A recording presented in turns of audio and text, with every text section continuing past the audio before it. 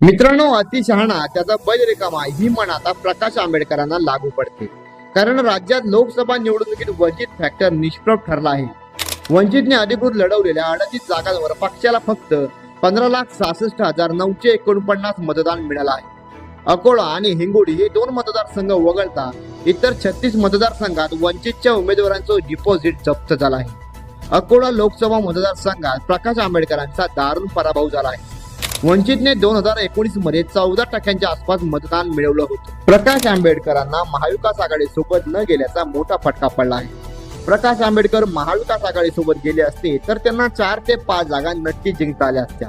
इकडे वंचित भाजपची बी टीम आहे, त्यामुळे ते महाविकास आघाडी सोबत सामील झाले नाही असं वक्तव्य महाविकास आघाडीतील नेत्यांनी केलं.